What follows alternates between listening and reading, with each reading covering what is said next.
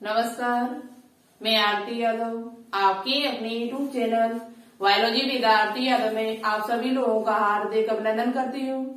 और इसी के साथ साथ आप सभी को गुड मॉर्निंग। और कैसे हो आप सभी लोग? जैसा कि आप सभी प्यारे प्यारे स्टूडेंट्स को पहले से मालूम है कि हमने CP net exam 2022 RUHS paramedical pharmacy AIIMS nursing के लिए न्यू बैच स्टार्ट कर दिया है, जिसका नाम है विजय भव बैच 2022। इस बैच में हम 3-4 क्लास आपको दे भी चुकी हूँ और 3-4 दिन से आपकी वीडियो नहीं आ रही है। उसका रीजन भी हम आपको बता देती हूँ। 2 दिन से यहाँ पर नेट सही से नहीं चल रहा है। दूसरा रीजन है कि आपका कोई रिस्पॉन्स नहीं मिल रहा है, बच्चे पढ़ने के लिए तैयार नहीं हो रहे। कुछ बच्चे तो ये सोच रहे हैं कि मेरा सीपी नेट की अभी काउंसलिंग चल रही है, 6th-7th राउंड के एडमिशन होने के लिए बाकी है, तो कुछ बच्चे तो यही सोच रहे हैं कि हमारा एडमिशन अगवा हो गया तो हम क्यों पढ़े। कुछ ये सोच रहे हैं कि मेरा फैकल्टी में हो गया तो क्यों पढ़े। तो ये बात की बात है। हम तो कह रहे हैं गॉड से कि आप सभी का सिलेक्शन हो जाए, यही प्रेयर करूंगी।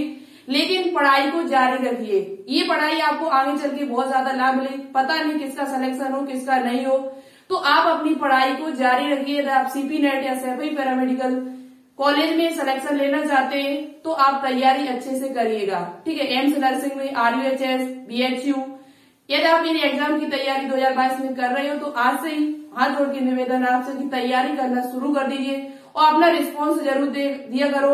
आप ये भी नहीं बताते कि हाँ मुझे पढ़ना है। कुछ बच्चे तो तैयार है पढ़ने के लिए, लेकिन कुछ बच्चे तो पढ़ने के लिए बिल्कुल भी अभी तक तैयार नहीं है कि हमें पढ़ना ही नहीं है। तो पढ़ाई स्टार्ट कर दो आज से। बायोलॉजी देखो, बायोलॉजी में 11th और 12th में 38 चैप्टर है और 38 चैप्टर आपको पढ़ने ही पड़ेंगे। और यहाँ पर हम जो भी पढ़ाएंगे वो NCERT बेस होगा, तो आपको वो सभी चैप्टर्स पढ़ने हैं, क्योंकि 11th और 12th दोनों क्लास से आपके एग्जाम में क्वेश्चंस पूछे जाते हैं। कल हमने एम्स नर्सिंग के बारे में आपको बताया हुआ था।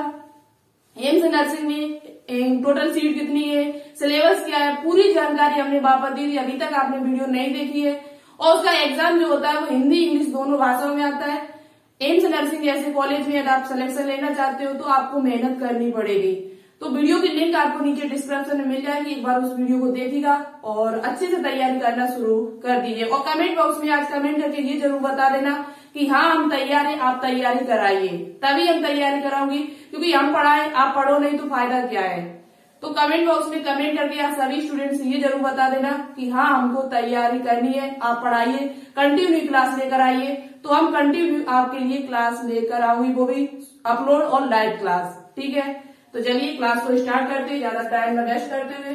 क्लास को शेयर कर देना। चैनल पर अभी तक न्यू जुड़े हो तो प्लीज चैनल को सब्सक्राइब जरूर कर लेना और वीडियो को लाइक जरूर कर दिया करो, ठीक है, जिससे हमें एनर्जी मिलती है।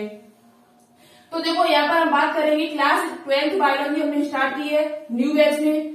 सबसे पहला चैप्टर आपका क्या है, जीवों में जनन। जीवों में जनन किस प्रकार से होता है, इसमें हम पार्ट 1 आपको पढ़ा चुके हैं। ये पार्ट नंबर 2 है हमारा। पार्ट नंबर 1 में हमने आपको क्या क्या बताया हुआ है थोड़ा बता देती हूँ, उसके बाद हम पार्ट नंबर 2 पर आएंगे। पार्ट नंबर 1 में हमने आपको बताया हुआ है जीवन अवधि किसे कहते हैं। हमने 2 भागों में इसे बांटा हुआ था। पहले जीवों में जनन में आपको 2 चीजें पढ़नी पड़ेगी। क्या क्या पढ़नी पड़ेगी, जीवन अवधि, जीवन अवधि यानी कि लाइफ स्पेन क्या होती है या जीवन काल। और दूसरा आपको पढ़ना पड़ेगा जनन, जनन यानी कि रिप्रोडक्शन। रिप्रोडक्शन किसे कहते हैं, ये कितने प्रकार का होता है। ये 2 चीजें आपको इस चैप्टर में पढ़नी पड़ेगी। जीवन अवधि किसे कहते हैं, लाइफ स्पेन किसे कहते हैं, ये हम आपको पढ़ा चुकी पार्ट नंबर 1 में। जीवन अवधि किसे कहते हैं और किसकी कितनी जीवन अवधि है, और एक कोष की जीव होते हैं वो कैसे होते हैं, अमर होते हैं कैसे होते हैं, और अमर जीवों के नाम हम आपको बता चुके हैं। बहुत ही इंपोर्टेंट वीडियो है, उस वीडियो को एक बार जरूर देखें, क्योंकि वहां से आपके एग्जाम में क्वेश्चंस पूछे जाते हैं। और NCERT में दिए हुए जीवन अवधि आपको पता होनी चाहिए, कुछ इंपोर्टेंट है। 14-15 है जीवन अवधि, हाथी की, घोड़ा की, पीपल, इनकी आपके NCERT बुक में दी हुई है। तो उनको एक बार उस वीडियो को जरूर देखिएगा, ठीक है। अब आज यहाँ पर हम बात करेंगे किसकी, जनन की।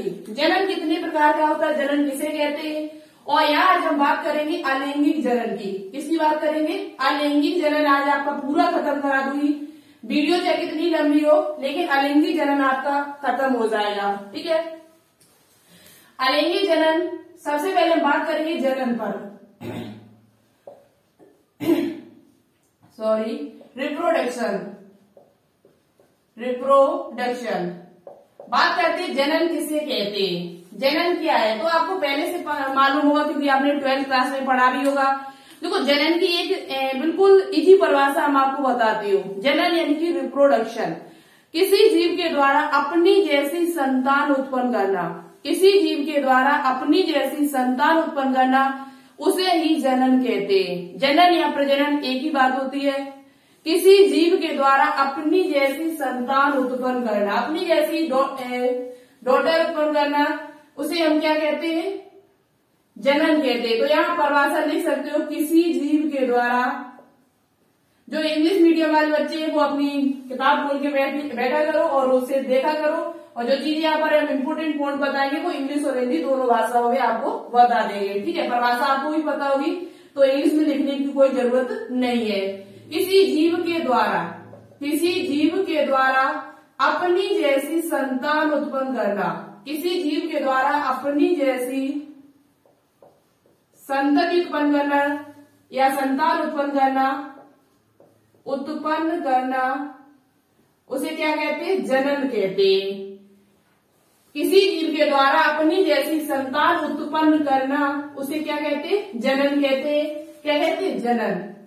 अब देखो जनन को दो प्रकार से बांटा गया। तो जनन दो प्रकार का होता है। जनन जो है वो दो विधियों से पूर्ण होता है हमारे इस जनन कहते हैं। क्या कहते हैं, जनन। अब आपसे पूछा जाए कि इस पृथ्वी पर जो भी जीव है उनमें जनन जो होता है वो दो प्रकार से होता है। जनन कितने प्रकार से होता है, दो प्रकार से होता है।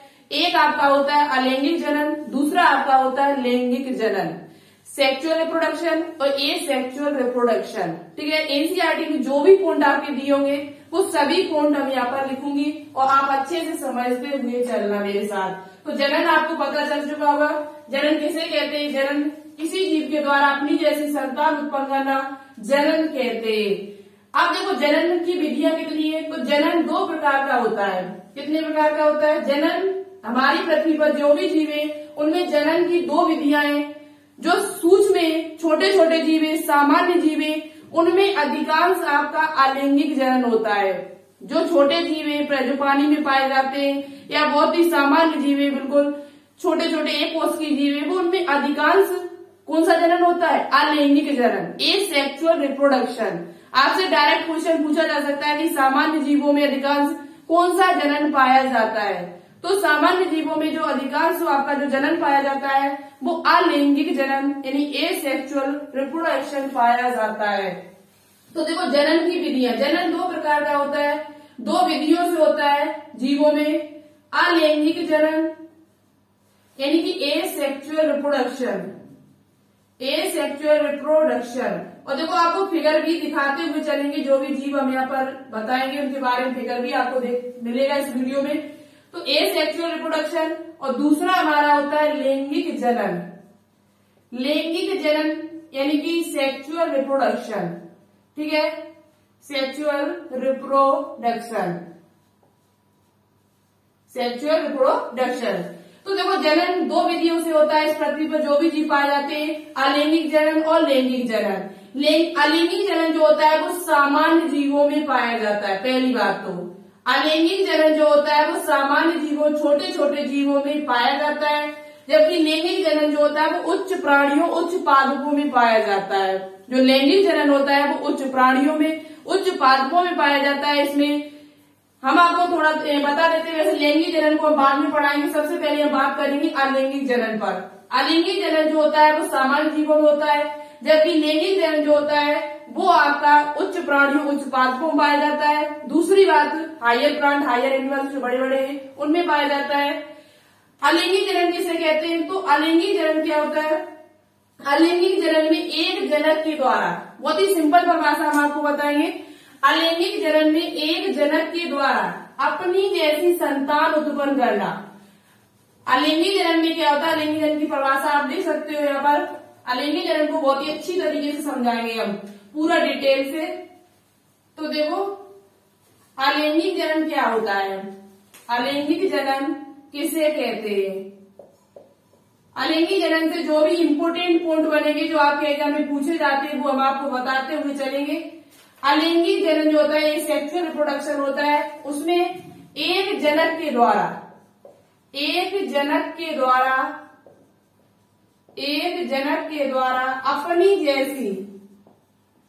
अपनी जैसी बिल्कुल टू कॉपी, अलैंगिक जनन में जो भी संतान उत्पन्न होती है वो अपने जनक के बिल्कुल टू कॉपी होती है, कोई भिन्नता नहीं होती है।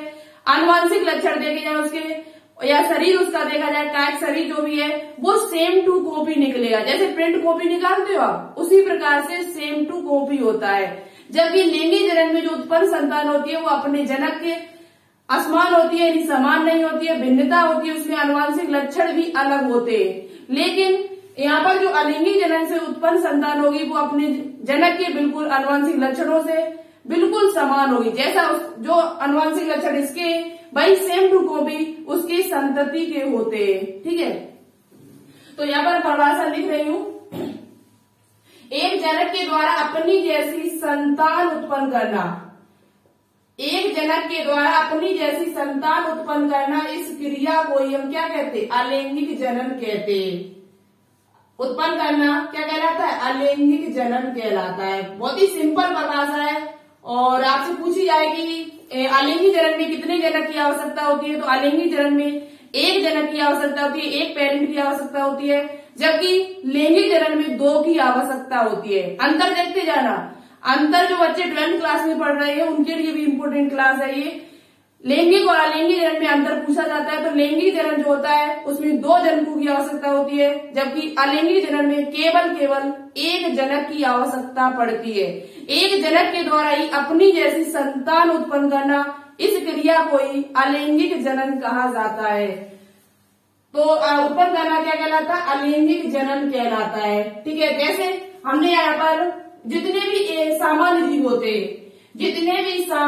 होते हैं उन सभी में क्या होता है? अलैंगिक जनन होता है। ठीक है, जितने भी सामान्य जीव होते हैं, आप और दूसरा लिख सकते हो कि जितने भी सामान्य जीव होते हैं, एक कोष के जीव होते हैं अधिकांश, उन सभी में अलैंगिक जनन होता है।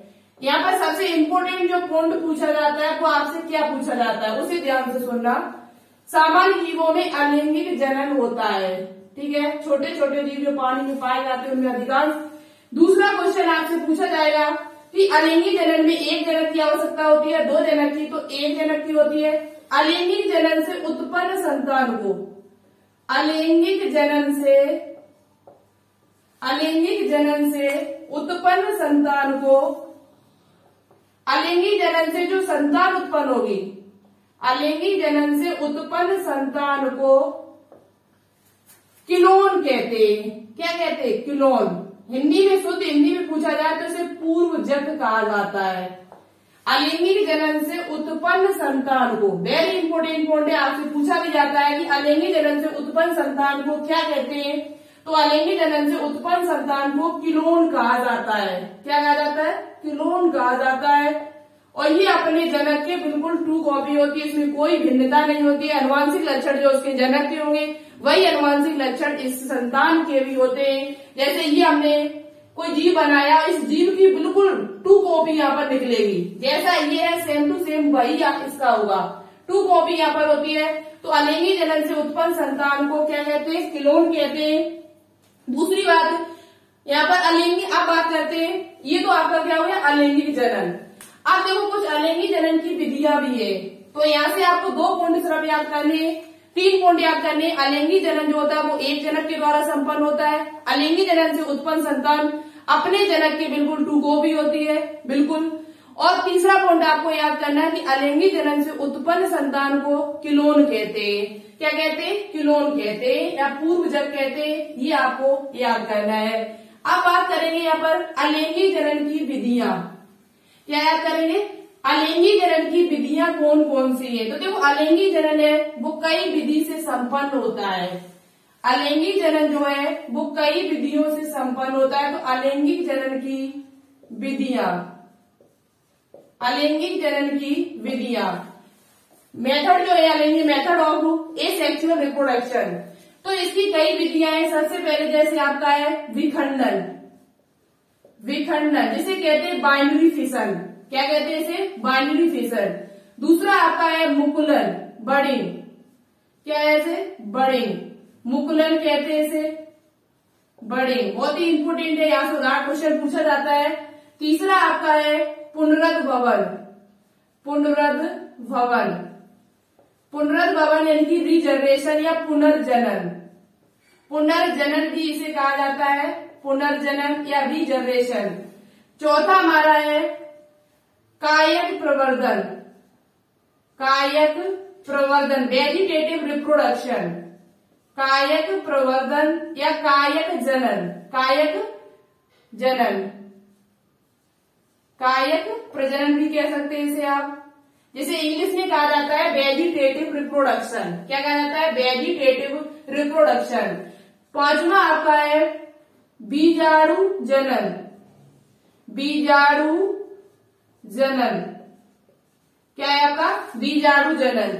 एक आपका और बचा हुआ है खंडी भवन। आपका देखो खंडी भवन और पुनरुद्भवन लगभग एक जैसा होता है, तो इसे हम दोबारा नहीं लिखेंगे। आप 5 विधियां याद कर लें। सबसे पहले बाइनरी फिशन। कौन सा फिशन?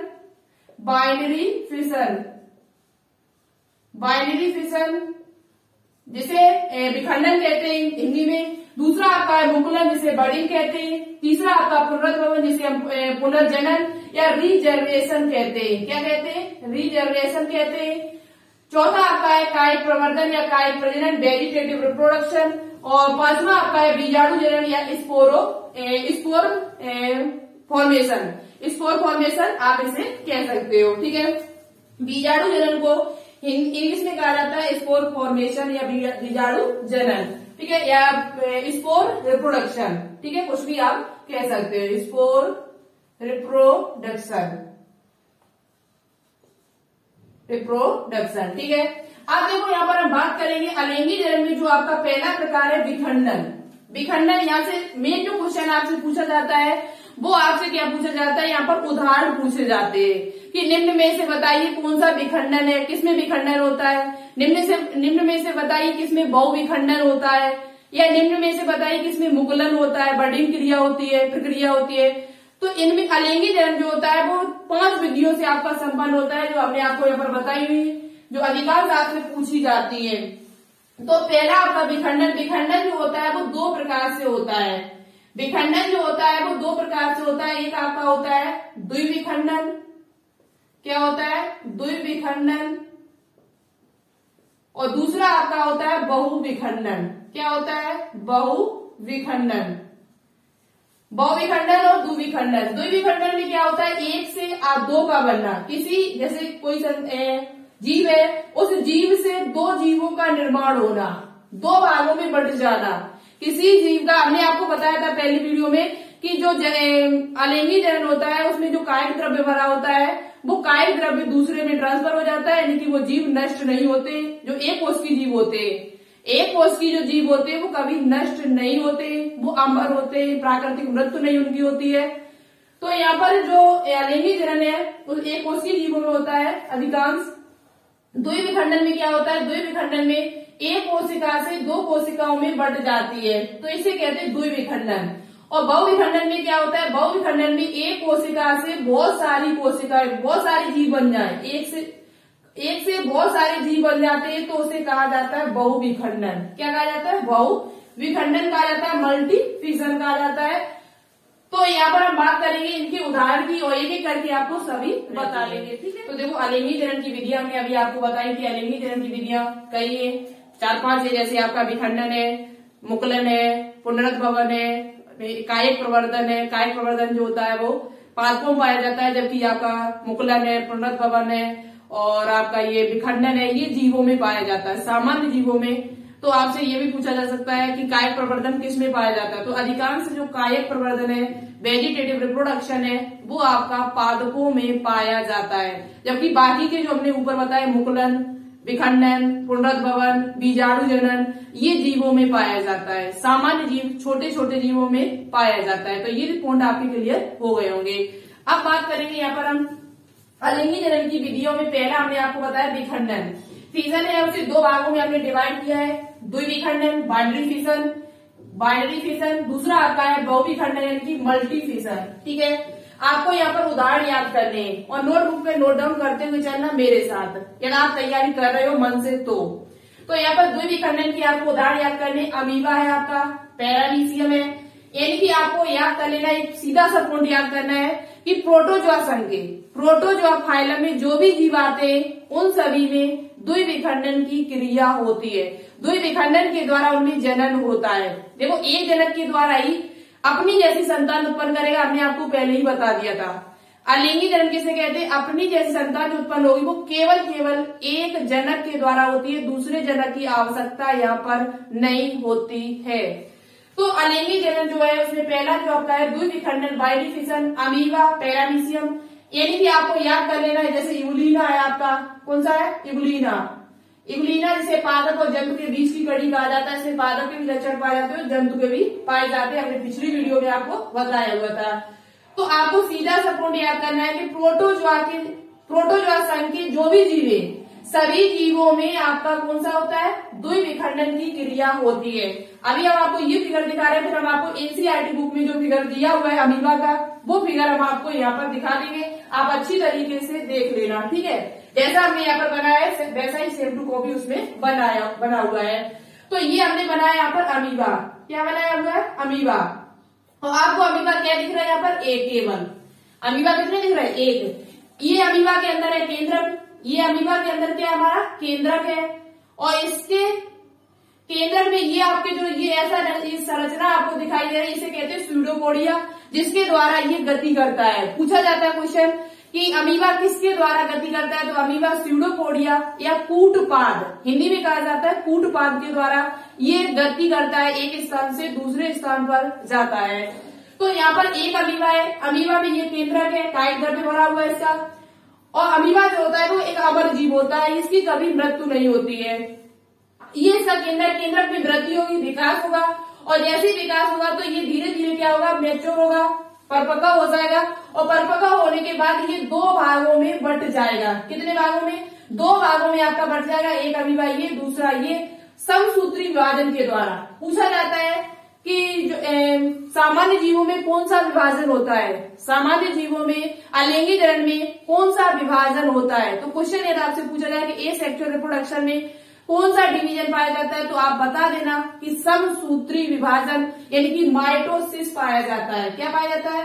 समसूत्री विभाजन पाया जाता है, जिसे इंग्लिश में कहा जाता है माइटोसिस। क्या कहा जाता है? माइटोसिस में क्या होता है? एक कोशिका से दो कोशिकाओं का निर्माण होता है, एक कोशिका से दो कोशिकाएं, वो भी अपने जनक के टू कॉपी, जो भी बनेगी वो अपने जनक के बिल्कुल टू कॉपी बनेगी, बिल्कुल भी विभेद नहीं होगा, बिल्कुल भी डिफरेंस नहीं होगा, जैसा जनक है वैसे ही उसकी संतति उत्पन्न होगी। तो अलिंगी जनन में कौन सा विभाजन होता है? समसूत्री विभाजन के द्वारा, यानी कि माइटोसिस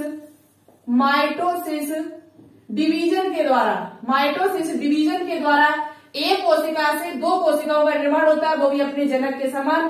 तो यहाँ एक कोशिका से एक अमीबा से दो अमीबा बनके तैयार हुए, इसे ही कहते हैं द्विविखंडन। इसे क्या कहते हैं? द्विविखंडन कहते हैं। आपको एक फिगर यहाँ पर दिख जाएगा जो एनसीईआरटी बुक में दिया हुआ है, नोटबुक पे नोट डाउन कर लेना कि द्विविखंडन किसमें होता है? अमीबा में, पैरामीशियम, इबुलिनम, यानी प्रोटोजोआ के संघ के जितने भी जीव हैं सभी में द्विविखंडन की क्रिया होती है। दूसरी बात करते हैं बहुविखंडन। बहुविखंडन यानी कि मल्टी फिशन। मल्टी फिशन में क्या होता है? एक कोशिका से बहुत सारे जीव का निर्माण होगा। एक किसी कोशिका से एक जनक के द्वारा एक से अधिक जब जीवों का निर्माण होता है, एक से अधिक की संतति उत्पन्न होती है, तो उसे ही कहा जाता है बहुविखंडन। बायोलॉजी बहुत इजी है, बायोलॉजी को यदि आप सही से समझो, उसके शब्द को यदि आप परिभाषित कर लो, यदि उस शब्द का अर्थ निकाल लो, तो बायोलॉजी में बहुत ही जल्दी आप आंसर कर दोगे उसका। बायोलॉजी बाकी के सब्जेक्ट से देखा जाए तो ज्यादा कठिन नहीं है, समझने की इसमें यदि आप सही से समझ लेते हो तो चीजों को अपने आप क्लियर कर लोगे। ठीक है, तो बहुविखंडन, बहु माने क्या होता है? बहुत सारे, विखंडन माने खंडित होना, टूटना, यानी एक कोशिका है वो बहुत सारे खंडों में टूट जाती है, तो उसे ही कहा जाता है बहुविखंडन, मल्टी फिशन। इसमें उदाहरण आपको याद करना है प्लाज्मोडियम। क्या याद करना है? प्लाज्मोडियम। जो प्लाज्मोडियम होता है क्या चीज है ये? तो आपने सुना होगा मलेरिया फीवर, बुखार सुना होगा। मलेरिया जो आपका डिसीज होता है, मलेरिया जो रोग होता है उसमें आपने मलेरिया जो होता है वो प्लाज्मोडियम के कारण होता है। मलेरिया रोग जो होता है वो किसके कारण होता है? प्लाज्मोडियम के कारण।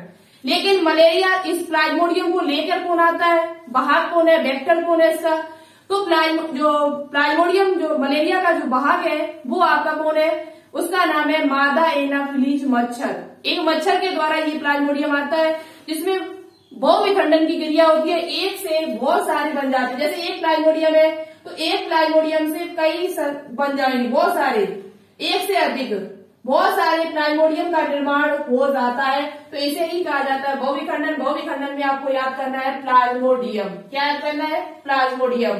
तो ये था बहुविखंडन। ठीक है, आपको समझ में आ चुका होगा, आई होप। अब बात करेंगे मुकुलन। मुकुलन किसे कहते हैं? मुकुलन क्या है? मुकुलन ये क्रिया बहुत इंपोर्टेंट है और यहाँ से एग्जाम में क्वेश्चन पूछे जाते हैं, अच्छे खासे क्वेश्चन पूछे जाते हैं, पूछे भी गए हैं।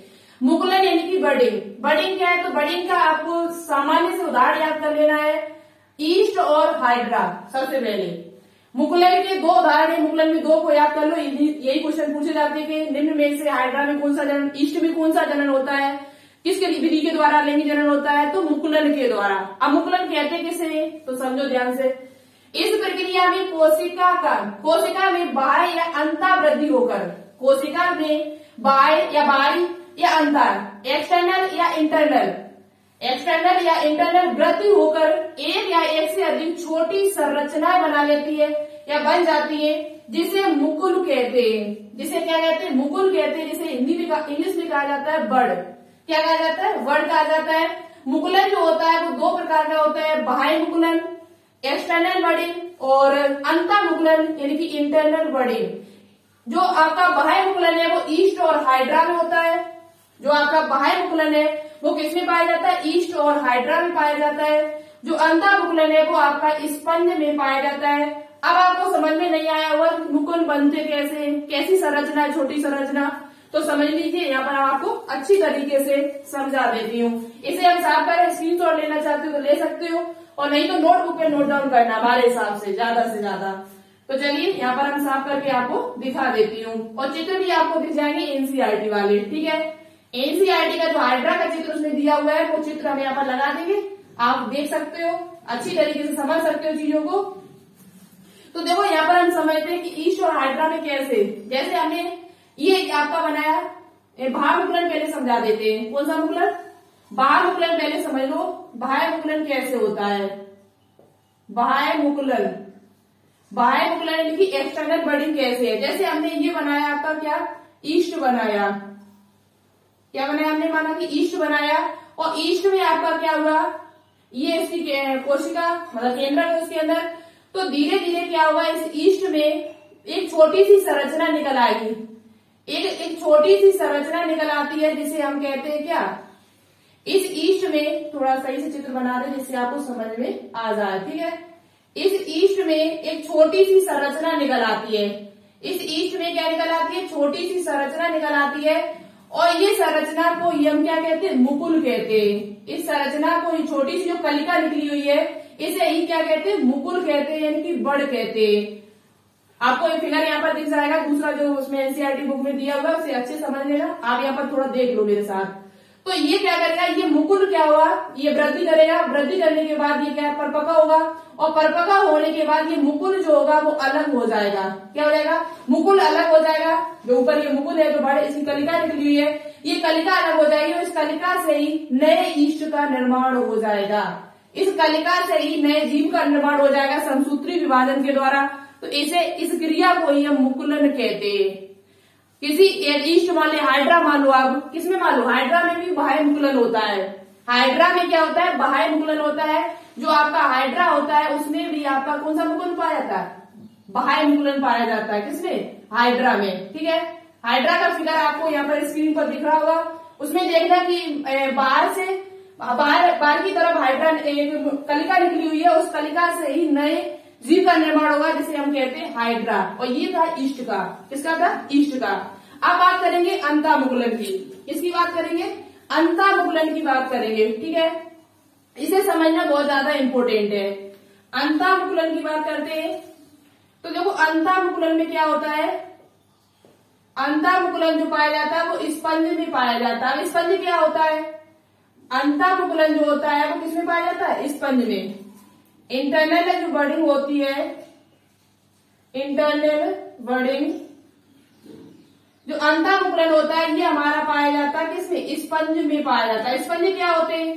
तो आपने 11th क्लास में पढ़ा हुआ पॉरीफेरा संघ के जीव। पहला आपका जो फाइलम दिया हुआ है पॉरीफेरा। पॉरीफेरा जो संघ है उसके स्पंज जो होता है वो पॉरीफेरा संघ के जीवों के, पॉरीफेरा संघ के अंतर्गत आता है। और पॉरीफेरा ये जंतु जगत का पहला फाइलम है। जंतु जगत का यदि आपसे पहला फाइलम पूछा जाए तो उसका नाम है पॉरीफेरा। तो जो स्पंज होता है उसमें क्या होता है? अंतःमुकुलन होता है। कैसे होता है? इसमें जेम्यूल का निर्माण होता है। अब जेम्यूल क्या होता है? जेम्यूल किसे कहते हैं? पूछा जाए आपसे, या आपका एनसीईआरटी में दिया हुआ है जेम्यूल का उदाहरण बताइए। निम्न में से जेम्यूल किसमें बनते हैं, या जेम्यूल का निर्माण कहाँ पर होता है? तो जेम्यूल का निर्माण जो होता है वो अंतःमुकुलन क्रिया में होता है, क्योंकि स्पंज में होता है जेम्यूल का निर्माण। किसका निर्माण? जेम्यूल का निर्माण। कैसे? देखो, जैसे हमने ये स्पंज बनाया, ये हमने क्या बनाया? स्पंज बनाया। इस प्रकार से आपको फिगर भी दिख जाएगा, हम दिखा देंगे यहाँ पर, तो फिगर देखते जाना और इसे भी समझते हुए चलना। ठीक है, फिगर हम लगा देंगे ऊपर।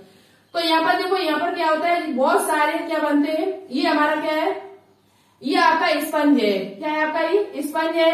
और इसमें बहुत सारे क्या बनते? ये प्रत्येक मुकुल है। ये आपके क्या निकले? अंता।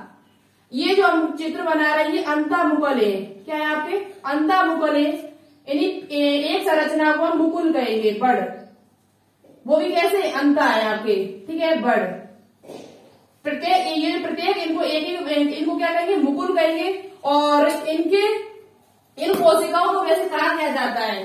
तो इन कोशिकाओं को वैसे आर्कियोसाइट कहा जाता है। क्या कहा जाता है? आर्कियोसाइट।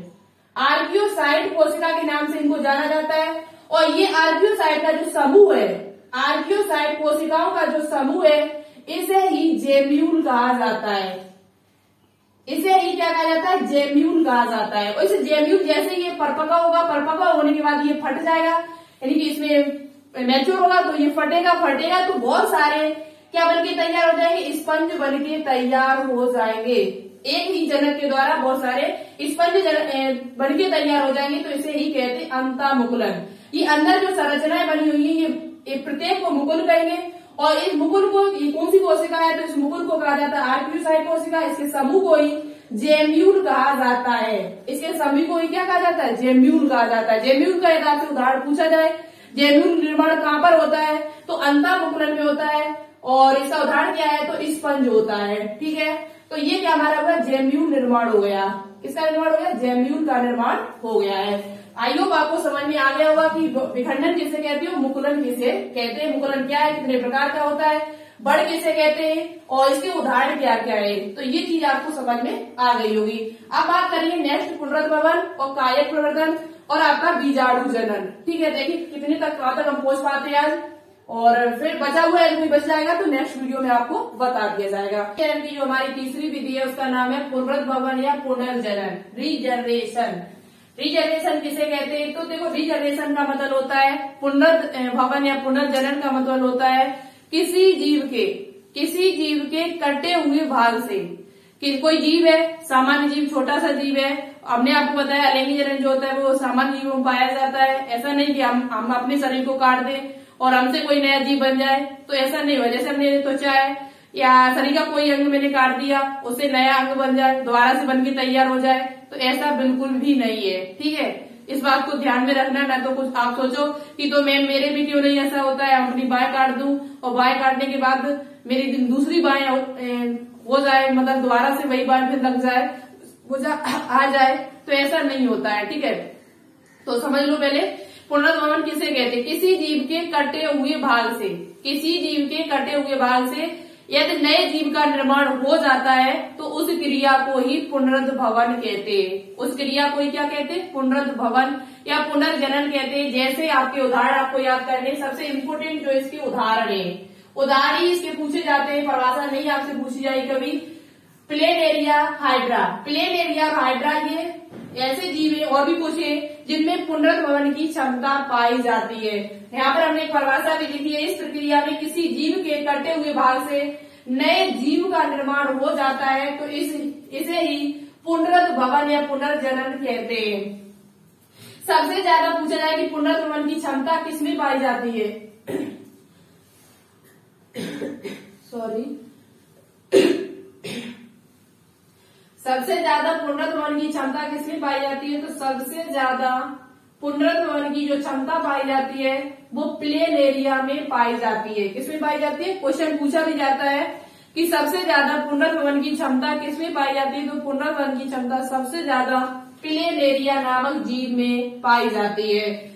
देखा पूछा जाए आपसे कि सबसे पहले पुनरुद्भवन किसमें देखा गया था, तो सबसे पहले जो पुनर्जनन है, रीजनरेशन है, वो सबसे पहले जो देखा गया था, सबसे पहले जो देखा गया था फर्स्ट टाइम किसमें पुनर्जनन देखा गया था, तो हाइड्रा में देखा गया था 1740 ईस्वी में। कब देखा गया था, 1740 ईस्वी में। सबसे पहले किसमें देखा गया, तो हाइड्रा में देखा गया। सबसे ज्यादा पुनर्भवन की क्षमता किसमें होती है, तो प्लेन एरिया में होती है। दूसरा क्वेश्चन आपसे पूछा जाए कि हमारे शरीर में किसमें होती है, हमारे शरीर में, देखो जो भी उससे संबंधित क्वेश्चन है वो सभी बताते हुए चलेंगे हम आपको, कोशिश हमारी यही रहेगी। तो ध्यान से सुनना मेरी बात को। ये आपसे पूछा जाए कि हमारे शरीर में सबसे ज्यादा किसमें होती है, हमारे शरीर में पुनर्भवन की क्षमता ज्यादा कहाँ पर होती है, तो हमारे शरीर में यकृत की कोशिकाओं में। यकृत कोशिका जो होती है, आपने कोशिका का नाम सुना होगा, स्टेम कोशिका। कौन सी कोशिका, स्टेम कोशिका। स्टेम कोशिका या स्टेम सेल एक ऐसी कोशिका है जिससे पूरे शरीर का निर्माण किया जा सकता है, बाकी की कोशिकाओं को बनाया जा सकता है। तो स्टेम कोशिका में सबसे ज्यादा पुनर्भवन की क्षमता पाई जाती है। सबसे कम पूछा जाए, सबसे कम, यहाँ पर सबसे ज्यादा है, ठीक है, सबसे ज्यादा हमारे शरीर में, सबसे ज्यादा पूछा जाए विकृत कोशिकाओं में, सबसे कम पूछा जाए पुनर्भवन कहाँ पाया जाता है हमारे शरीर में, तो सबसे कम जो क्षमता है पुनर्भवन, बिल्कुल शून्य मान लो आप ज्यादा, तो वो आपकी तंत्रिका कोशिकाओं की। तंत्रिका कोशिकाएं एक बार नष्ट हो जाती है तो उनका जीवन दोबारा नहीं आता है, उनको जीवन दोबारा नहीं मिलता है, संभावना ही नहीं है। तंत्रिका कोशिकाएं एक बार नष्ट हो जाती है तो दोबारा उत्पन्न ही नहीं होती है। उनमें एक ही बार क्षमता होती है विभाजन की। पूरे जीवन काल में पूछा जाए ऐसी कौन सी कोशिका है जिसमें एक ही बार विभाजन होता है पूरे जीवन में, होल लाइफ में एक ही बार डिवीजन होता है, तो वो आपकी है तंत्रिका कोशिका, नर्व सेल। ठीक है, याद कर लेना, पूछा जाता है क्वेश्चन, ऐसी कौन सी कोशिका है जिसमें एक ही बार विभाजन होता है, तो वो आपकी है तंत्रिका कोशिका, जिसमें पुनर्भवन की क्षमता जो होती है बिल्कुल शून्य होती है, बिल्कुल भी नहीं पाई जाती है।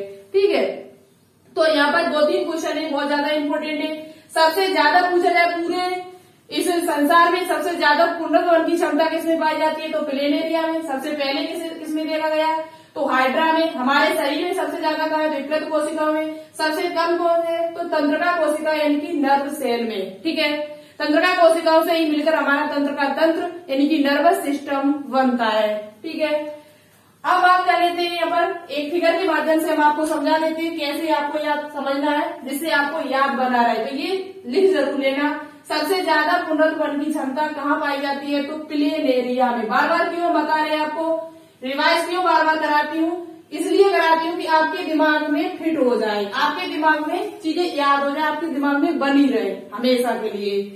तो प्लेन एरिया में सबसे ज्यादा बात करते हैं, प्लेन एरिया का एक फिगर बढ़ाते हैं। ठीक है, प्लेन एरिया का ये फिगर है, इसे आपने क्या किया, ये प्लेन एरिया इसे 2-3 भागों में काट दिया। कितने भागों में काट दिया, इसे हमने 2-3 भागों में काट दिया, 1 भाग, 2 भाग, 3 भाग। तो मैंने जैसे ही इसे काटा तो एक भाग आपका ये हो गया, ये भाग बचा, एक भाग ये, और दूसरा भाग आपका ये, 2-3 भाग हो गए। इसमें क्या होगा, ये कटे हुए भागों से, चाहे एक से अधिक भाग हो, एक या एक से अधिक भाग काट दिया जाए, किसी शरीर को 2 या 2 से अधिक भागों में उसे काट दिया जाए, तो उन कटे हुए भागों से ही नए जीव का निर्माण हो जाता है। तो इसे कहते हैं पुनरुद्भवन, दोबारा से उत्पत्ति होना। ठीक है, तो इस कटे हुए भाग से ही दोबारा से जीव हमारा बन जाएगा क्या, प्लेन एरिया। तो इसमें पुनरुद्भवन की जो क्षमता होती है वो बहुत ज्यादा पाई जाती है। तो ये बन गया नया जीव, क्या बन गया हमारा ये बन गया, कटे हुए भाग से नए जीव का निर्माण हो गया, 1 से 3 बन गए। तो इस क्रिया को हम क्या कहते हैं, पुनरुद्भवन कहते हैं, रीजनरेशन कहते हैं, जो आपका प्लेनेरिया हाइड्रा में पाया जाता है। आपको समझ में आ गया होगा। देखो पुनरुद्भवन जो होता है वो 2 प्रकार का होता है, मोराफाइलेक्सिस और एपीमोर्फोसिस। जो मोराफाइलेक्सिस होता है ये कहाँ पाया जाता है, तो ये आपका प्लेनेरिया, जो हमने उदाहरण आपको बताए हुए प्लेनेरिया में पाया जाता है। ये क्रिया प्लेनेरिया में होती है और हाइड्रा में होती है। जो किसी के कटे हुए भाग से यदि नए जीव का निर्माण हो जाता है तो उसे ही हम क्या कहते हैं, मोराफाइलेक्सिस कहते हैं। शरीर का कटा हुआ भाग, शरीर के कटे हुए भाग से संपूर्ण शरीर का निर्माण यदि हो जाता है, कटे हुए भाग से ही संपूर्ण शरीर का निर्माण हो जाए, कटे भाग से संपूर्ण शरीर का निर्माण हो जाता है, संपूर्ण शरीर का निर्माण, तो उसे ही कहा जाता है मोराफाइलेक्सिस, जो आपका प्लेनेरिया हाइड्रा में पाया जाता है। एपीमोर्फोसिस क्या होता है, एपीमोर्फोसिस में होता है जैसे किसी जीव का छोटा सा भाग कट जाए, और जैसे छिपकली जो आपकी होती है उसमें देखा गया कि उसकी पूंछ कट जाती है, तो ऐसा तो नहीं होता है कि वो छिपकली ही दूसरी बन जाए। छिपकली का उदाहरण हम आपको बता रहे हैं, जैसे छिपकली की आपने पूंछ कटी हुई देखी तो ऐसा सुना जाए तो छिपकली की पूंछ दोबारा से उत्पन्न हो जाती है, तो वो जो उत्पन्न हो रही है दोबारा से, ऐसा तो नहीं कि उस छिपकली से नए जीव का निर्माण हो जाता हो, ऐसा नहीं होता। या तुम्हारी त्वचा जैसे कट गई है तो त्वचा से वो त्वचा जैसे छिल गई है तो त्वचा ही दूसरी त्वचा बन जाती है, ऐसा तो नहीं है कि इस त्वचा से ही पूरे शरीर का निर्माण हो जाता हो, ऐसा तो नहीं है। तो इसे कहते हैं हम एपीमोर्फोसिस, इसे क्या कहते हैं, एपीमोर्फोसिस कहते हैं। ठीक है, तो यहाँ पर आप उदाहरण लिख सकते हो छिपकली का, लेकिन आपसे पूछा नहीं जाएगा, आपसे सिर्फ इतना पूछा जाएगा जो हमने आपको बता दिया गया। आज की वीडियो को हम यहीं पर फिनिश करते हैं। आप मुझे बताएं कमेंट बॉक्स में कमेंट करके द्विविखंडन के उदाहरण, बहुविखंडन के उदाहरण, बाइनरी फिशन, मल्टी फिशन, मुकुलन के उदाहरण, अंतःमुकुलन के, बाह्य मुकुलन के, ये 4-5 क्वेश्चन है जिनका आंसर आपको कमेंट बॉक्स में कमेंट करके बताना होगा। समझ में आया या नहीं आया ये भी बताना मुझे, कितना समझ में आया, कितने % तक आप इन चीजों को समझ सकते हो, समझ में आया कि नहीं आया, और आया तो कमेंट बॉक्स में कमेंट करके बताना। वीडियो कैसी लगी, अच्छी लगी या ये भी बताना। दूसरी बात, क्वेश्चन का आंसर जरूर देना, और तीसरी बात, वीडियो को ज्यादा से ज्यादा शेयर करो, और अच्छी लगी हो तो लाइक करना। और नेक्स्ट वीडियो में हम आपको बताएंगे बीजाणु जनन, कायिक प्रवर्धन, बचे हुए जो हमारे हैं उनको हम नेक्स्ट वीडियो में आपको बता देंगे। आज की वीडियो को यहीं पर फिनिश करते हैं, मिलते हैं फिर नेक्स्ट वीडियो में। ओके, थैंक यू, जय हिंद, जय भारत।